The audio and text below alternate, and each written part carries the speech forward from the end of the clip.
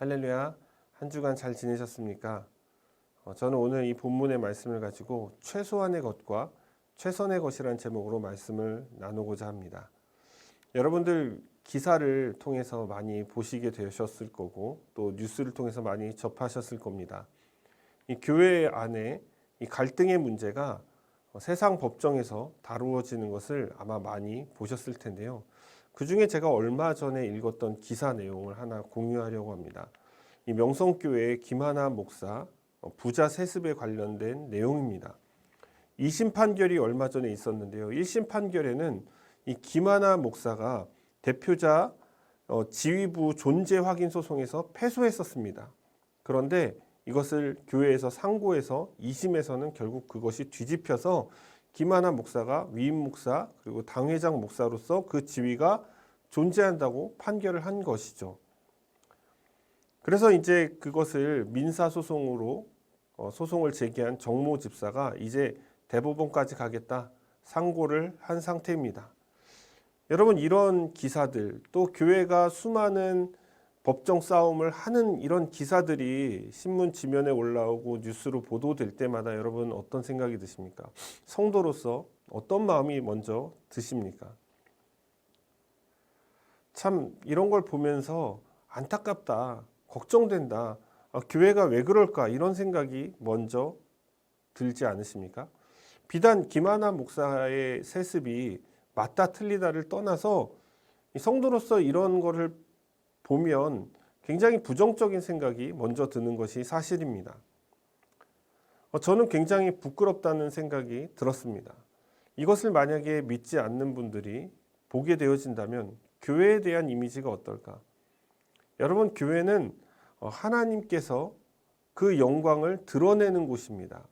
하나님은 세상을 교회를 통해서 세상을 비추시고 교회를 통해서 자신의 영광을 드러내어 세상에 보여주시기를 원하시는 거예요. 그래서 주님께서 피값 흘려서 교회를 세우신 겁니다. 그 교회의 열매를 통해서 세상 사람들은 하나님을 바라보게 되어지죠. 그런데 이런 모습들이 자꾸만 뉴스나 신문을 통해서 보도되어지면 교회는 하나님의 영광을 드러내는 것이 아니라 창피하고 부끄러운 집단이 되는 것입니다. 오늘 바울은 이 갈등과 소송 문제에 둘러싸인 이 고린도 교인들을 향해서 굉장히 강력하고 엄중하게 꾸짖으며 질책하고 있는 것을 볼 수가 있습니다. 갈등 상황에 놓인 분들은 오늘 이 말씀을 새겨 들으시기를 바랍니다. 또한 나는 이런 것과 상관없다. 갈등이 없다라고 생각하시는 분들도 계실 텐데 그런 분들은 오늘 이 말씀을 들으시고 앞으로 어떤 갈등이 벌어질 때에 성경적 방법이 무엇인지 미리 준비하셔서 그 갈등을 지혜롭게 해결하시기를 바랍니다. 바울은 1절 말씀에서 이렇게 시작을 합니다. 한번 1절 말씀을 볼까요? 너희 중에 누가 다른 이와 더불어 다툼이 있는데 구태여 불의한 자들 앞에서 고발하고 성도 앞에서 하지 아니하느냐. 여기서 구태여라는 단어가 나오는데요. 이 단어는 굉장히 강력한 어조입니다. 그렇게 강력하게 말할 때 쓰여지는 단어라는 것이죠. 그러므로 이것은 그냥 부탁의 의미가 아니라 정말 질책하고 고린도 교인들에게 그렇게 하지 말아야 한다는 것을 강조하기 위해서 이 단어를 썼다고 볼 수가 있는 것이죠. 바울이 이렇게 강력한 어조로 시작한 것은 고린도 교인들 간의 이 분쟁의 문제가 물론 분쟁도 문제지만 교회 내부에서 해결되는 것이 아니라 이 문제를 세상 법정으로 연장하고 있다는 것, 그것 때문인 것입니다. 교회 내에서 해결하게 될 경우에 여러분 어떤 방법으로 해결하게 될까요? 여러분 상식적으로 우리가 성도로서 성도의 상식을 갖추고 생각을 해본다면 여러분 사랑의 마음 그리고 용서의 마음이 바로 이 갈등을 봉합하는 그런 방법이라고 여러분들 말씀하실 수 있겠습니다. 고린도 교인들 간의 이 분쟁은 이렇게 기본적이고 상식적이고 본질적인 해결의 노력을 하지 않으려는 그 노력의 부재의 결과물이 바로 갈등, 이것을 세상 법적으로 끌고 가는 이런 모습이라고 볼 수가 있는 것이죠. 그 누구도 양보하거나 용서할 마음이 없는 것입니다. 교회라는 공동체의 결속력은 사랑과 용서가 실종되었기 때문에 그 결속력이 와야 되는 것이죠. 그들은 하나님의 방법이 아니라 이 세상의 방법으로 문제를 해결하려고 했던 것입니다. 바울은 이러한 고린도 교인들의 소송 문제를 그냥 마냥 두고 볼 수만은 없었습니다. 그래서 이 본문을 통해서 바울은 자신의 심기가 굉장히 언짢다라는 모습을 드러내고 있는 것이죠. 바울의 이 수사법을 보게 되어지면 이 질문의 형태로 고린도 교인들을 향해서 말하고 있는데요. 이 질문은요, 뭔가 대답을 기대하는 그런 질문의 형태가 아닙니다. 2절에 보면 못하겠느냐 이렇게 물어보죠. 3절에 보면 세상 일이랴, 4절에 보면 세우느냐, 그리고 이어서 5절에 보면 하나도 없느냐, 6절에서는 앞에서 하느냐, 그리고 7절에서는 낫지 아니하냐. 여러분, 바울이 이런 수사법을 쓰는 이유는 고린도 교인들 스스로가 자신들의 문제를 더 적나라하게 직시하고 그리고 그 반성의 정도가 아주 깊어야 한다는 것을 말하려는 의도인 것입니다. 어떻게 보면 약간 서케스틱한 그런 말일 수도 있겠죠. 마치 우리가 뭔가 잘못한 사람한테 야, 너 왜 이렇게 했어? 너 그게 큰 잘못인 거 몰랐어? 너 이렇게 하면 안 되는 거잖아. 이렇게 물어보는 것과 비슷한 뉘앙스라고 이해하실 수 있습니다. 또 바울은 본문에서 고린도 교인들에게 이런 말도 합니다. 5절에 보면요. 내가 너희를 부끄럽게 하여 이 말을 하노니, 이 말은 앞에 있는 3장 14절에 나오는 바울이 했던 말이죠. 내가 너희를 부끄럽게 하려고 이것을 쓰는 것이 아니라 라고 말한 부분과 정면으로 대치되는 말입니다. 바울이 왜 이 말을 썼을까요? 바울의 이 말은 성도 간의 소송과 이 분쟁 사건은 부끄러워해야 할 사건이라는 것이죠. 그것을 부끄러워해라 이런 말인 거예요. 왜냐하면 그들은 세상 법정에서 소송하는 것이 부끄러운 것이라는 것을 잘 인식하지 못했습니다. 이러한 바울의 문체로 미루어 보았을 때 고린도 교회의 성도들 간의 갈등과 소송의 문제는 어떤 설득과 권면의 영역이 아니라는 것이죠. 책망과 명령의 영역으로 들어가야 해결이 될 수 있다라는 것으로 볼 수 있습니다. 자, 그렇다면 이 문제가 서두에 제가 말씀드린 것처럼 2000년 전에 고린도 교회의 문제로 그냥 끝나버리는 것이 아니라 지금도 계속해서 소송을 벌이고 교회의 갈등이 일어나고 지금도 여전히 우리 가운데 놓여져 있는 문제라면 우리는 바울의 이 편지 속에서 갈등과 소송의 문제를 어떻게 해결해 나갈 수 있을까요? 첫째로는 교회 안에서 해결하려고 해야 됩니다. 바울은 이 교인들 간의 갈등의 문제도 문제지만 이 문제를 교회 안에서 해결하지 않고 자꾸 세상 법정으로 끌고 가는 것을 더 문제라고 지적하고 있습니다. 바울은 이 세상의 법정을 이렇게 표현하죠. 1절에 보면 불의한 자들 앞에서 고발하고, 여러분 세상의 법정에서 판결하는 이는 사람입니다. 그리고 또 법과 제도를 만든 사람도 사람이죠. 사람으로 나오는 그 모든 것들은 절대적인 선이 될 수가 없는 것입니다. 지금 우리가 사는 이 사회도 법과 질서가 있죠. 그렇지만 그 법과 질서가 다 완벽한 것은 아닙니다. 여러분 대표적인 예를 들어서 부자 감세법, 부자에게는 좋은 것이죠. 그러나 더 부자는 부자가 되고 더 가난한 사람은 더 가난하게 만드는 법입니다. 오히려 더 양극화가 심해지는 것이죠. 양도세, 감세. 여러분 그러면 흙수저는 영원히 흙수저로 살아야 되는 것입니다. 금수저는 계속 금수저를 물려주게 되는 것이죠. 그래서 소크라테스는 이러한 사람의 법이 완전하지 않다는 것을 이렇게 말했습니다. 악법도 법이다. 이런 명언을 남긴 것이죠. 그러니까 악법이 존재한다는 것을 소크라테스도 인정한 셈입니다.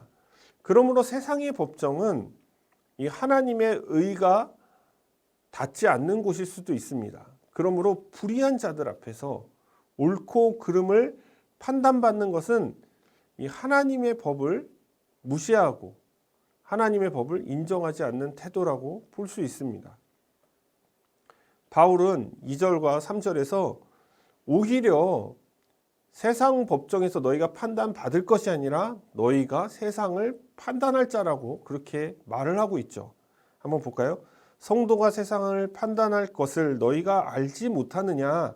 세상도 너희에게 판단을 받겠거든. 지극히 작은 일 판단하기를 감당하지 못하겠느냐? 우리가 천사를 판단할 것을 너희가 알지 못하느냐? 그러하거든 하물며 세상 일이랴.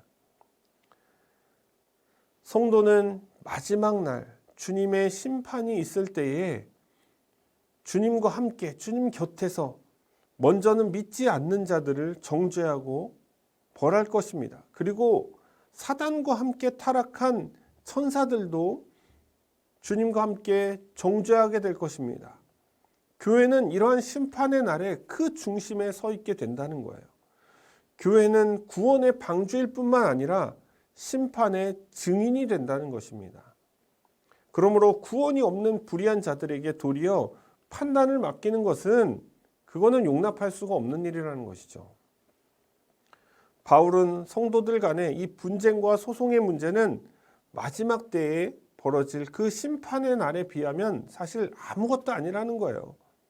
지극히 작은 일이라는 거예요. 그런 작은 일조차 스스로 판단하지 못한다면 너희가 어찌 세상을 판단할 수 있겠느냐라고 말을 하는 것이죠.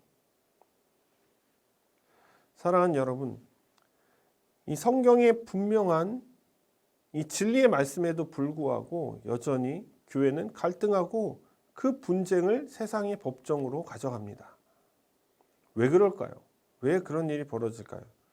교회의 법은 담임 목사의 말이 아니에요. 힘있고 돈 많은 어떤 사람의 말도 아닙니다. 그렇다고 다수의 의견도 아닙니다. 교회의 법은 오직 하나예요. 하나님의 말씀, 진리의 말씀인 것입니다. 하나님의 말씀이 교회를 움직이는 그 힘이 되고 근간이 되지 못한다면 그 교회는 그냥 비즈니스죠. 사람 장사하는 거랑 뭐가 다릅니까? 사람 모아서 좋은 말 해줘가지고 헌금 뜯어내갖고 그걸로 먹고 사는 거랑 뭐가 달라요?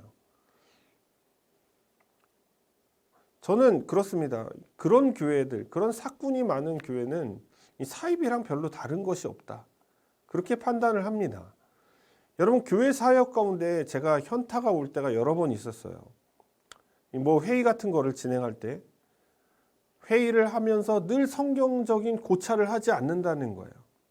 이게 성경에 맞는 건지 틀린 건지. 물론 성경의 이 방법을 연구하고 적용하는 것이 뭐 실사구시적이지도 않고 어떤 현실과 동떨어져 보인다 이렇게 말을 할 수도 있습니다. 이해합니다. 그러나 여러분, 현실적이고 실사구시적인 것을 추구하다 보면 여러분, 교회는 제가 장담하는데 100% 세속적인 형태로 흘러갑니다. 강대상에서 여러분, 하나님의 말씀보다 자기 생각, 자기가 깨달은 거 이치, 그리고 책 속에서 얻어진 어떤 지식들을 여러분 쏟아내는 경우 적지 않습니다. 결국 하나님이나 예수님이나 이런 단어를 딱 제외해버리면 그냥 좋은 강의를 들은 것 같은 그런 느낌이 들 때가 많아요. 사람들 웃기고 울리죠. 여러분, 그렇게 웃기고 울리는 센스가 되게 중요합니다. 그래서 사람들에게 탁 이목을 집중시켜가지고 자기도 스타가 되고 그럼 막 여기저기 불려가잖아요. 좋은 강의도 가고 부흥회도 가고 재밌으니까 성도들이 요구하니까 그 사람 불러야죠. 그러나 여러분, 말씀은 사람들 웃기려고 쇼맨십 하려고 기록된 게 아니지 않습니까? 사실 저도 여러분 개그 욕심 있습니다. 그래서 과거에 설교할 때 늘 재밌게 하고 웃기게 하려고 노력을 했어요. 그래서 뭔가 이렇게 자기적인 거 MSG도 좀 뿌리고 뭔가 좀 재미난 에피소드, 그리고 먼저 이렇게 아이스 브레이크라고 하죠. 처음에 시작할 때 재밌는 농담으로 이렇게 시작하려고 노력을 많이 했습니다. 그런데 제가 말씀을 강해하고 이 말씀의 진짜 원 의미를 파악하고 그 진리를 전달하다 보면은 이 웃기는 것이 어울리지 않을 때가 많이 있습니다.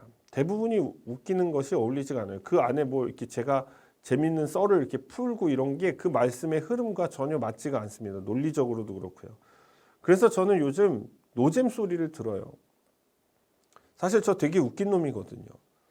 근데 저는 이것이 명예 같아요. 그러니까 뭐 훈장 같은 것 같아요. 노잼이라는 게. 아, 내가 정말 제대로 가고 있구나. 여러분, 교회에 이 말씀이 말라버린 상태가 계속되잖아요. 그럼 결국에는 교인들의 문제를 해결하기 위해서 여러분, 인간적인 방법을 자꾸 동원하게 됩니다. 어떤 목사님이 굉장히 자랑스럽게 얘기를 하시더라고요. 한 청년이 문제가 있어서 자기가 빠따를 쳤대요. 그 친구가 쭉 뻗었다고 그러더라고요.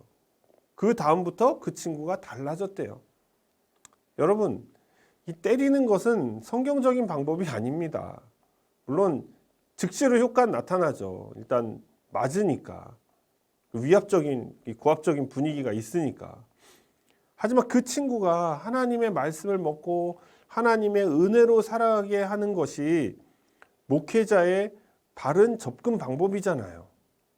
근데 빠따로 치고 당근 주고 채찍 주고 이걸 적절하게 조합해 갖고 막 이렇게 핸들링해서 이렇게 그 친구를 보기에는 좋은 길로 이렇게 인도한 것 같지만 이것은 굉장히 세속적인 방법에 불과합니다. 그 친구의 마음속에 여러분 어떤 생각이 들까요? 목사님 때문에 내가 교회를 나오지 이런 생각 안 할까요? 그러니까 목사님만 찾는 거예요. 하나님을 찾아야 되는데.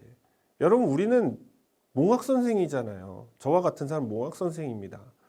어느 정도 이 사람이 성장을 하면 우리가 필요 없는 거예요. 결국에는 뭐 때문에 우리가 가르치고 이렇게 성경을 강의합니까?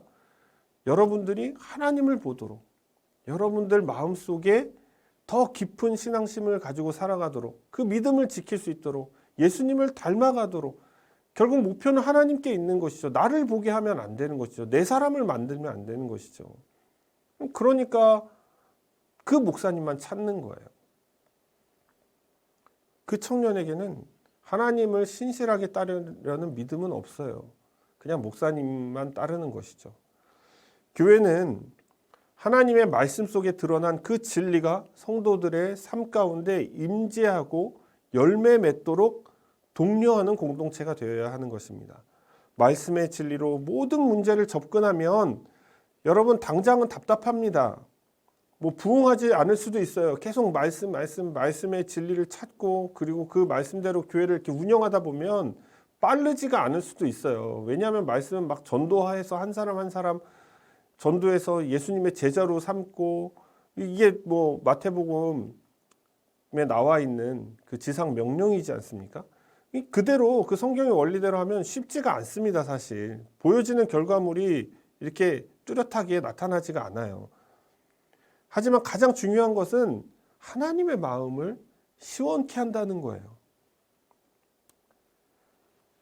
제 아내와 이런저런 대화를 하면서 참 힘이 되는 말을 제가 최근에 들었는데요.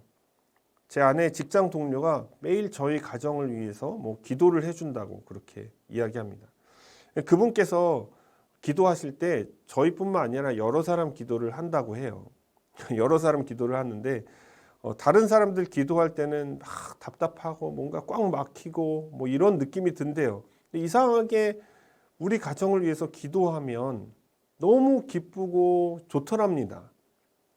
저는 뭐 그것이 어떤 신비로운 뭐 체험이나 뭐 영적인 어떤 그런 거를 100% 대변한다고 말씀은 못 드리겠지만 그냥 그 말 한마디 막 기쁘고 힘이 난다 이 말 한마디가 저한테 너무 큰 힘이 되는 거예요.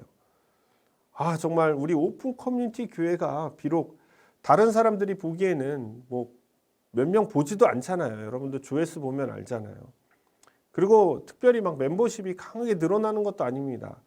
저희 교회를 중심으로 뭐 이렇게 사람들이 늘어나서 구독자도 늘어나고 그리고 함께 막 온라인 말고 오프라인에서도 만나려고 하고 이런 움직임들 제가 오프라인 모임 계속 한다고 그러는데 아무도 신청을 안 하잖아요. 기도하겠다고 하는데 기도 제목 주신 분 아무도 없잖아요. 근데 여러분 그런 아무것도 없는 상황 속에서도 단 하나 하나님의 마음을 시원케 하고 있다라는 생각이 드는 거예요. 그분의 그 위로의 말을 통해서. 그건 제 기분이기 때문에 이것이 성경적이다 아니다라고 말씀드릴 수는 없지만 그것이 위로가 된다는 것입니다. 사랑하는 여러분, 교회는 이 불완전한 세상의 법이 아니라 완전한 하나님의 법이 다스리시는 그런 곳이 되어야 하는 것입니다. 그리고 그 하나님의 법이 교회 안에서 보편화될 때에 비로소 교회의 분쟁은 하나님의 법 아래에서 해소될 수 있다는 것입니다. 자, 둘째로 차라리 손해보는 편이 낫습니다. 여러분 이런 의문이 들었을 거예요. 아니 목사님, 우리는 그렇게 하고 싶죠. 그런데 지금 우리가 있는 이 교회는 별로 이렇게 하나님의 말씀대로 하자 하면 막 격하게 동의하고 함께 해보자 이런 분위기가 아니라 이거 원론적인 얘기 왜 하냐 이런 분위기인데 어떻게 합니까? 교회를 옮겨야 할까요? 그럴 필요 없습니다, 여러분. 교회를 옮기거나 할 필요가 없어요. 제가 앞서 드린 말씀처럼 하나님의 법과 하나님의 상식이 보편화되는 이 교회는 굉장히 이상적인 교회죠. 여러분 요한계시록에도 7교회가 있지만 그 중에 대부분의 교회가 다 책망을 받았습니다. 그리고 어쩌면 그런 교회가 얼마 없을 수도 있어요. 어딘가엔 있겠죠. 그런 이상적인 교회가.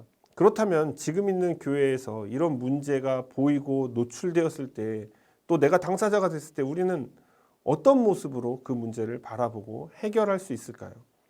한번 4절에서 8절 한번 볼까요? 그런즉 너희가 세상 사건이 있을 때에 교회에서 경히 여김을 받는 자들을 세우느냐? 내가 너희를 부끄럽게 하려 하여 이 말을 하노니 너희 가운데 그 형제간의 일을 판단할 만한 지혜 있는 자가 이같이 하나도 없느냐? 형제가 형제와 더불어 고발할 뿐더러 믿지 아니하는 자들 앞에서 하느냐? 너희가 피차 고발함으로 너희 가운데 이미 뚜렷한 허물이 있나니 차라리 불의를 당하는 것이 낫지 아니하며 차라리 속는 것이 낫지 아니하냐? 너희는 불의를 행하고 속이는구나. 그는 너희 형제로다. 여러분 이 4절에서 8절 말씀은 고린도 교인들 간의 이 소송의 문제에 대해서 매우 강력하게 질책을 하는 말들로 채워져 있습니다.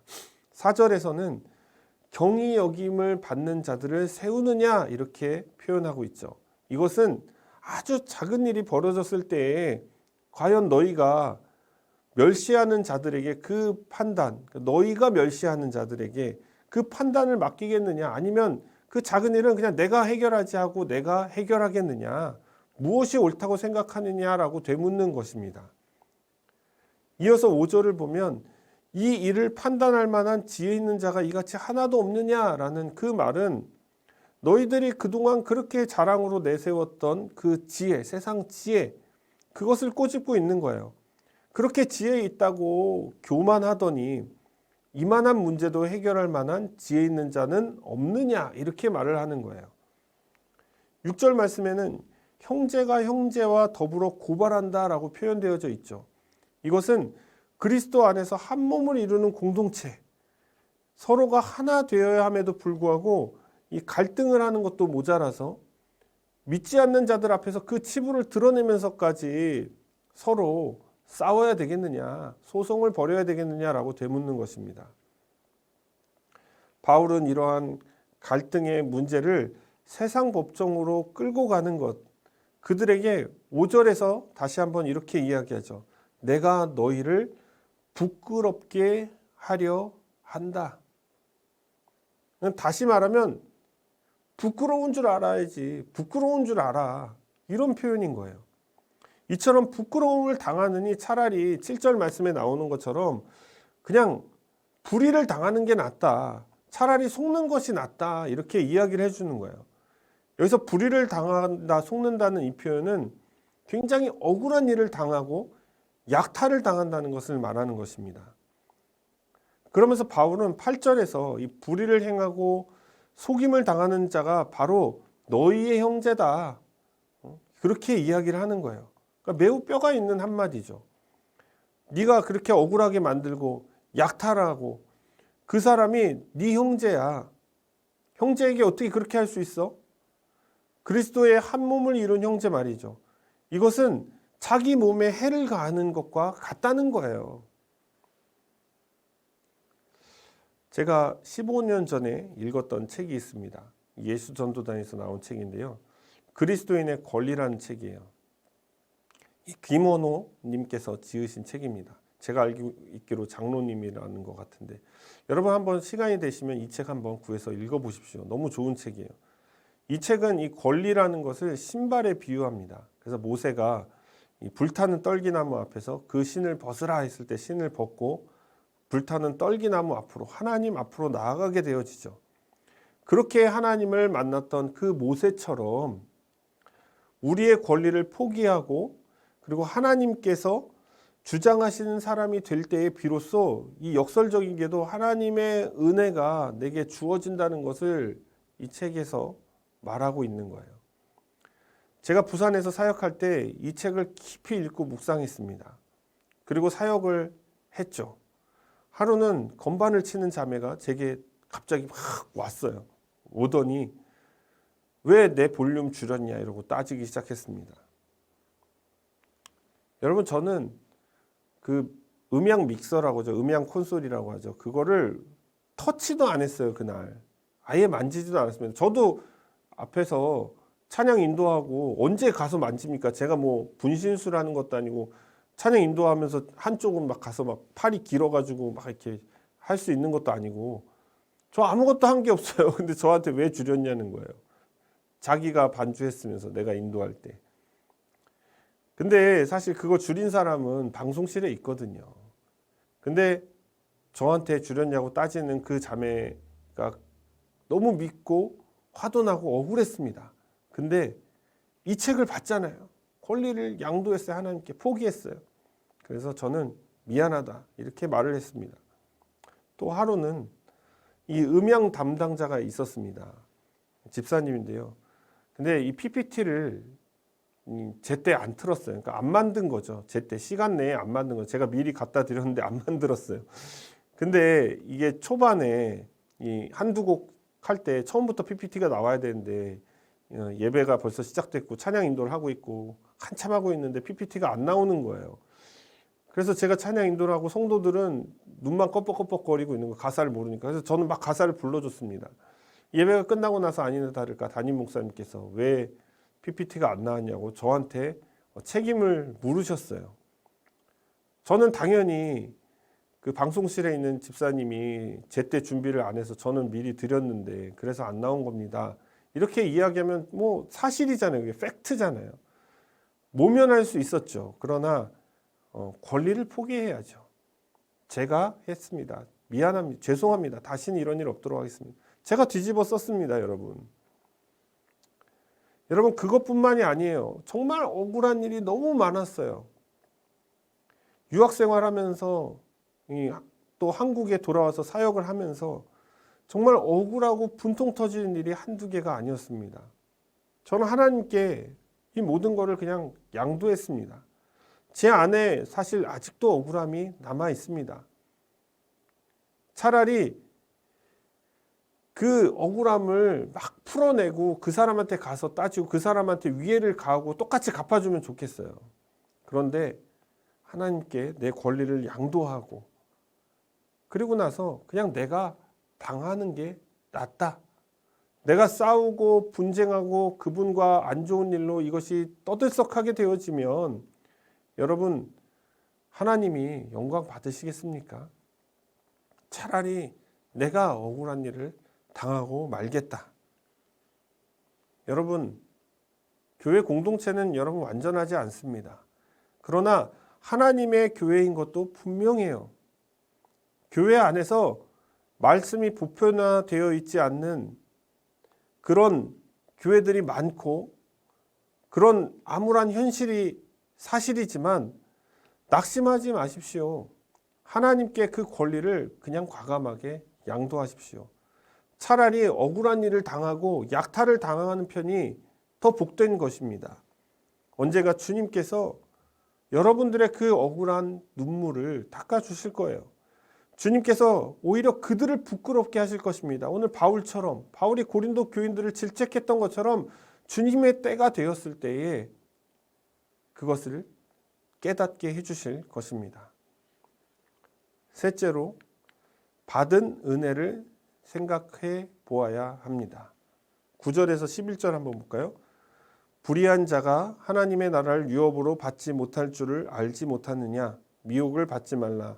음행하는 자나 우상 숭배하는 자나 간음하는 자나 탐색하는 자나 남색하는 자나 도적이나 탐욕을 부리는 자나 술 취하는 자나 모욕하는 자나 속여 빼앗는 자들은 하나님의 나라를 유업으로 받지 못하리라.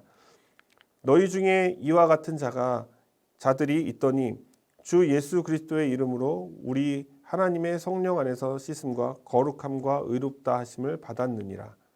아멘.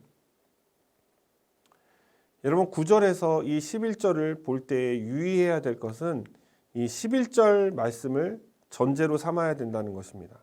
11절에서 너희 중에 이와 같은 자들이 있더니 라는 이 표현은 이 미완료형의 형태입니다. 그러니까 한때 너희에게도 이런 모습이 있었다라는 것을 교인들에게 상기시켜 주는 것이죠. 어떤 모습이었을까요? 9절에서 10절의 모습인데요. 하나님의 유업을 받지 못할 만한 그런 모습이었다는 거예요. 너희들도. 그 중에 음행도 있죠. 음행했잖아요. 고린도 지방이 특히 그랬기 때문에 음행했습니다. 고린도 교인들 가운데서는 몸을 파는 여자들도 있었어요. 그리고 우상 숭배가 있었죠. 간음했죠. 탐닉했죠. 탐색했죠. 또 심지어는 동성연애 남색했죠. 그리고 도적질했죠. 탐욕에 쩔어 있었죠. 그리고 술 취하는 것, 그리고 다른 사람을 욕하면서 모욕하는 것, 그리고 속여서 빼앗는 이런 모습들이 너희 안에 있었다는 것을 말하는 거예요. 굉장히 세속적인 죄인들의 모습이 바로 너희의 모습이었다는 것을 바울이 떠올리게 한다는 거예요. 그리고 바울은 과거의 그런 모습에서 대부분의 신자들이 예수 그리스도의 이름과 우리 하나님의 성령 안에서 씻음을 받았다. 그리고 거룩함과 의롭다 하심을 받았다라고 말하고 있는 것입니다. 여러분, 9절에서 하나님의 나라를 유업으로 받지 못하는 자는 이 불의한 자를 수식해 주는 것입니다. 이 불의한 자는 8절에서 불의를 행하는 자를 뜻하는 것이죠. 8절에서 불의를 행하는 자는 어떤 자입니까? 바로 형제를 속이고 소송을 벌이는 자입니다. 바울은 고린도 교인들의 과거의 모습, 9절에서 10절 모습을 상기시키면서 10절을 통해서 상기시키면서 그들이 지금 벌이고 있는 이 세상 법정에서의 이 소송 문제는 한때 너희가 불의한 자로 살았던 그 과거의 모습으로 되돌아가는 것 같다. 되돌아가려는 거야. 이런 거를 바울이 말하고 싶은 거예요. 그리고 예수 그리스도의 이름과 우리 하나님 성령 안에서 씻었고 거룩함과 의롭다 하심을 받은 자로서, 그런 자로서 이제는 더 이상 예전 모습으로 돌아가는 자가 아니라 세상 법정에서 소송하는 것을 멈추는 자가 되라. 이것을 바울이 고린도 교인들에게 말하고 있는 것입니다. 바울은 과거의 죄로 인해서 멸망받을 수밖에 없었던 그 존재가 이제 하나님의 은혜를 입은 자로서 형제를 포용하고 사랑하면서 살아가도록 메시지를 던지고 있는 것입니다. 여러분, 제가 성지순례를 인솔에 간 적이 있습니다. 그때 킹 솔로몬 호텔이라고요. 갈릴리 호수 옆에 있는 호텔인데요. 지금 이 그림에 나오는 이 호텔이죠. 굉장히 사실 나쁜 호텔은 아니고 좋은 호텔에 속합니다. 이 티베리우스 지역이라고 하죠. 갈릴리 주변에 있는 그 지역에 있는 호텔인데요. 여러분, 여기에 보시면 이렇게 지도에 초록색으로 표시된 곳이 바로 호텔의 위치고 그 파란색 갈릴리 호수의 모습입니다. 그러니까 그 호텔에 들어가면 갈릴리 뷰, 오션 뷰 뭐 이런 거잖아요. 위치도 굉장히 좋아요. 그곳에 이제 성도님들과 목사님들을 모시고 갔습니다. 호텔에 도착하자마자 한 목사님이 확 오시는 거예요. 그러더니 컴플레인을 하십니다. 왜 내 방이 작냐? 방 사실 크거든요. 제가 지금 녹화하는 이 사무실보다 더 훨씬 큽니다. 한 2배는 됩니다. 근데 여러분, 저는 그분이 또 이런 말씀을 하셨어요. 최고급이라고 말을 하는데 이게 뭐가 최고급이냐고 막 따지는 거예요. 되게 황당했죠.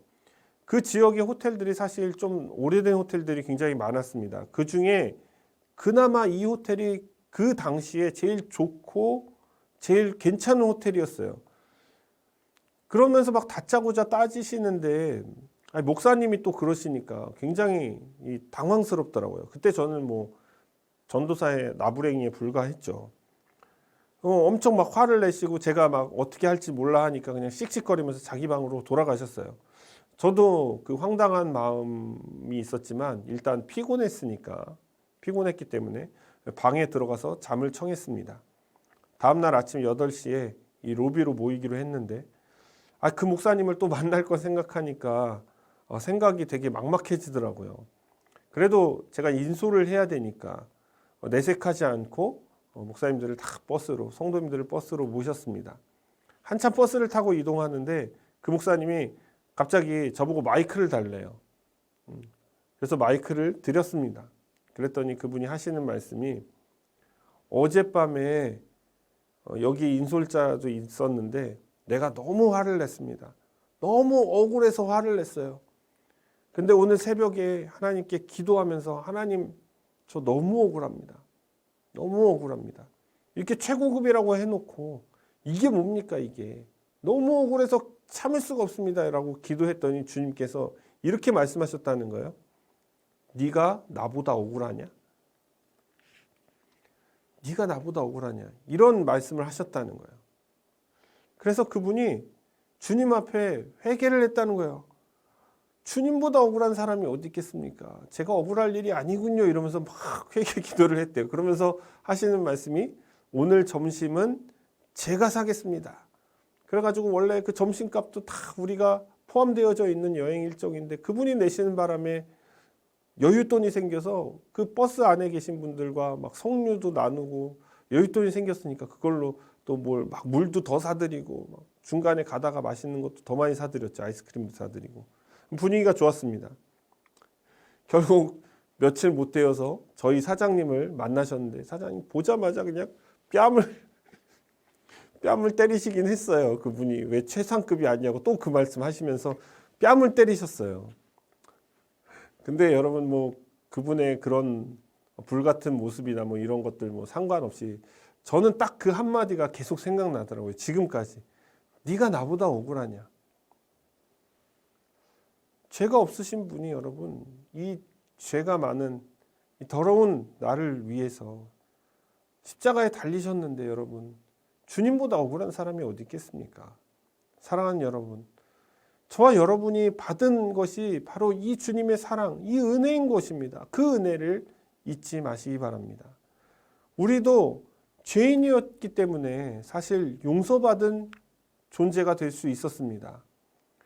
영원한 형벌로부터 용서함을 받은 존재라는 거예요. 이보다 더 큰 용서는 이 세상에 없습니다, 여러분. 용서는 하나님의 방법이에요. 성경적인 접근입니다. 용서를 받은 자라면 응당 용서할 수도 있어야 되는 것입니다. 물론 어렵습니다. 당장 용서가 쉽게 되진 않아요. 용서를 입 밖으로 내뱉어도 잘 되지 않습니다. 시간이 걸릴 수 있습니다. 그러나 여러분, 세상 법정까지 가서 송사하는 것은 이 용서받은 자로서 해서는 안 되는 일인 것입니다. 그러므로 은혜를 망각해서는 안 돼요. 저도 늘 억울할 때 주님이 나를 위해서 피 흘리시고 죽으셨다는 사실을 떠올리려고 노력합니다. 네가 나보다 억울하냐? 결론을 맺겠습니다. 사랑하는 여러분, 교회의 분쟁은 교회 안에서 해결해야 합니다. 그렇게 못한다면 여러분, 교회로서 제 기능을 하지 못하는 거예요. 이 말은 그냥 문제를 덮고 은폐해라 이런 뜻이 아닙니다. 요즘 교회는요, 이 동산도 있고 부동산도 있더라고요. 이런 재산이 있고 또 정부로부터 인허가를 받아야 되잖아요. 단체 인증을 받아야 되잖아요.